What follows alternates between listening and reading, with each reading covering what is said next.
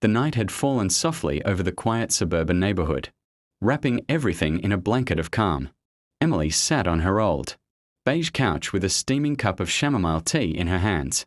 The rain outside pattered gently against the windows, each drop a rhythmic echo of her own restless thoughts. The house was dimly lit, with only a single lamp glowing beside her, its golden light barely reaching the corners of the living room. Her life had felt heavy lately. Her mother's health had been declining for months. Bills had begun stacking up, and her job had started to feel more like a burden than a blessing. Every sound of the ticking clock seemed to whisper the same thing: "You're alone." She sighed deeply, staring at the raindrops sliding down the glass. Then it happened, a sound so soft, she almost thought she imagined it. A whisper, faint yet distinct, brushed against her ear. "Don't be afraid." Emily froze. The room felt suddenly alive. The air thickened with warmth, and the tiny hairs on her arms stood on end. Her dog, Max, usually hyper-alert to every creak and noise, looked toward the corner of the room, tail wagging gently, eyes calm and bright. His peaceful demeanor was the first thing that made her realize something holy might be present. The scent in the air shifted, from the damp smell of rain to the faint sweetness of lilies, her mother's favorite flower. Emily's heart pounded, but strangely, not in fear. It was a feeling she couldn't describe, like safety, like home, like being seen for the first time in forever. The next morning, the house seemed to carry a strange, lingering stillness. As she walked through the hallway, she noticed her clock had stopped exactly at 11:11. When she reached the kitchen, she gasped. A single white feather lay on the wooden table, perfectly clean, perfectly placed. She didn't own a pillow or jacket that could have shed it. Later that day, her phone rang. Her mother's voice came through, strong and bright for the first time in weeks. "Emily," she said, "I feel so much better today." Emily sat in silence, tears in her eyes. Maybe it wasn't just luck. Maybe, just maybe, angels had been there all along. The storm came without warning that evening, a sudden crash of thunder, followed by flashes of silver lightning that split the night sky. Emily sat on her couch, wrapped tightly in a grey blanket, as rain poured like 1,000 tiny drums against the roof. The power flickered once, twice, and then the lights went out completely. For a few seconds, only the howling wind and rolling thunder filled the silence. Emily's heartbeat quickened. She fumbled for a candle in the drawer, her fingers trembling as she struck a match. The flame came to life, small but steady, casting a soft orange glow that danced across the walls. "Great," she whispered to herself, forcing a nervous laugh. "Just me, Max, and a thunderstorm." Her dog rested beside her feet. Calm as ever, too calm, she thought. His ears perked up, and his gaze fixed toward the far corner of the living room. Emily followed his eyes. At first, she saw nothing. Then she noticed it, a faint, golden shimmer, floating like mist just above the floorboards. It wasn't the candlelight. This glow had its own rhythm, pulsing softly like a heartbeat. The temperature in the room shifted. The air felt lighter, cleaner, filled with warmth instead of fear. Emily's pulse slowed. "Is someone here?" she asked quietly, feeling almost foolish speaking to the empty air. That's when it happened. A soft breeze brushed against her face, even though the windows were closed. It carried with it a fragrance she couldn't quite name, something between honey and flowers after rain. The candle flame flickered but didn't go out. And then she heard it again, a faint sound, like wings moving through air. Her heart swelled with emotion. She remembered her grandmother's words from childhood. "When you feel peace in the middle of chaos, it's because angels are near." The thunder outside rumbled once more, but inside, the house was calm, wrapped in a peace that felt divine.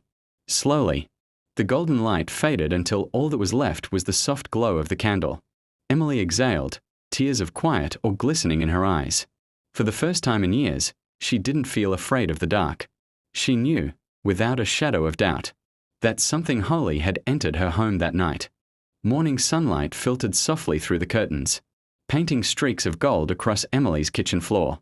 She rushed through her morning routine, her mind already racing ahead to the long list of tasks waiting for her at work.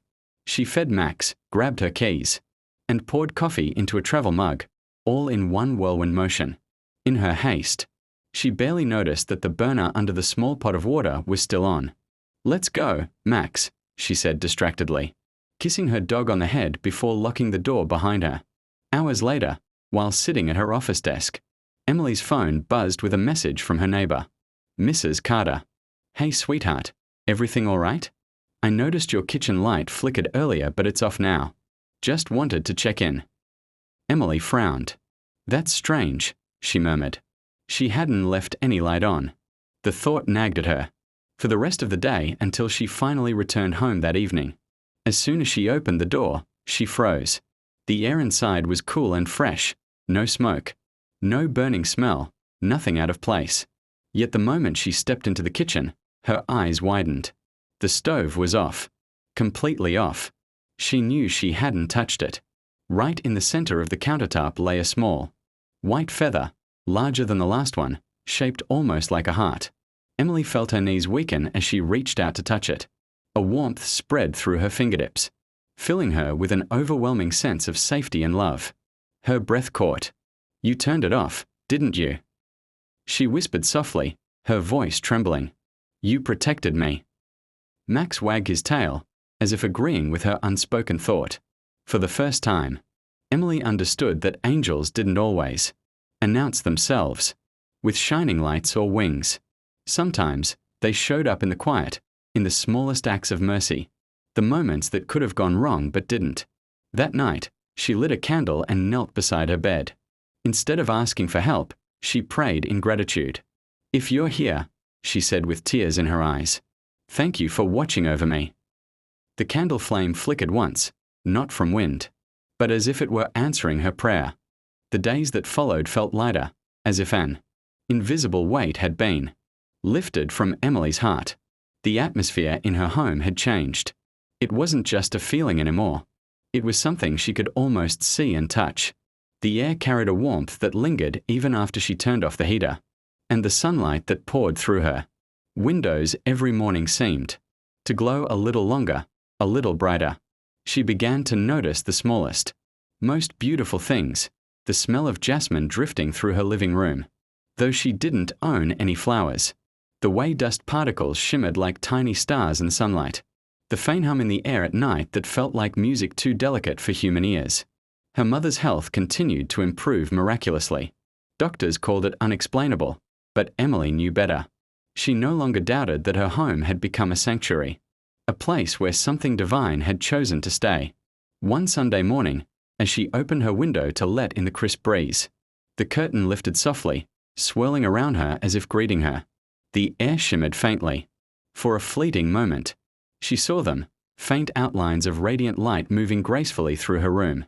They were not entirely visible, yet not invisible either. Shapes of gentle brightness, like silhouettes woven from sunlight and peace. Tears filled Emily's eyes, but there was no fear, only awe. "I know you're here," she whispered, her voice breaking. "Thank you for everything." As if in response, the light brightened for a second, and then faded, leaving behind a soft glow that lingered on her hands. The air smelled of lilies again, the same scent from the first night she'd heard the whisper. That evening, Emily sat by her window, journaling her thoughts by candlelight. She wrote, "Maybe angels don't just visit us. Maybe they stay in the homes where love still lives, where faith hasn't died, and gratitude still breathes." She closed her notebook, her heart full of peace. From that night on, Emily never again felt alone, because in the quiet hum of her home, in every ray of sunlight, she could still feel it, the gentle, unseen presence of heaven watching over her.